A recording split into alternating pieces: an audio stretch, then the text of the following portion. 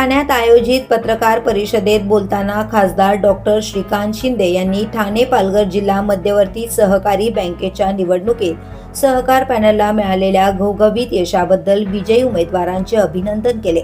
राज्याचे उपमुख्यमंत्री एकनाथ शिंदे यांच्या रणनीतीमुळे हा विजय शक्य झाल्याचं त्यांनी सांगितलं। सहकार पॅनलच्या माध्यमातून निवडून आलेले संचालक महिला, शेतकरी, बचत गट आणि स्वयंसहायता गटांच्या विकासासाठी प्रभावीपणे काम करतील असा विश्वासही त्यांनी व्यक्त केला।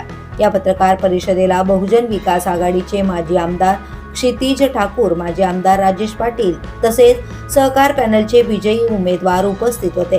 सहकार पॅनलला उपमुख्यमंत्री एकनाथ शिंदे, आमदार किसन कथोरे, बहुजन विकास आघाडीचे अध्यक्ष हितेंद्र ठाकूर आणि खासदार बाळामामा म्हात्रे यांचा पाठिंबा लाभल्याचं सांगत मतदारांनी दाखवलेल्या विश्वासाबद्दल डॉक्टर श्रीकांत शिंदे यांनी आभार मानले।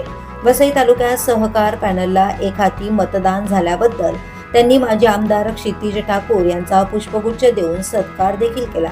यावेळी डॉक्टर श्रीकांत शिंदे यांनी उद्धव बाळासाहेब ठाकरे गटावरही निशाणा साधला।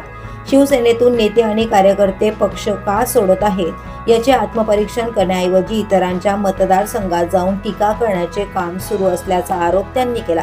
2024च्या निवडणुकीत मतदारांनी शिवसेनेवर विश्वास दाखवला असून विरोधकांना त्यांची जागा दाखवून दिल्याचा दावा करत विरोधकांकडे आता सकाळपासून रात्रीपर्यंत शिवीगाळ करण्याशिवाय दुसरं कोणतंही काम उरलेलं नाही असा टोला खासदार डॉक्टर श्रीकांत शिंदे यांनी या पत्रकार परिषदेवेळी लगावला।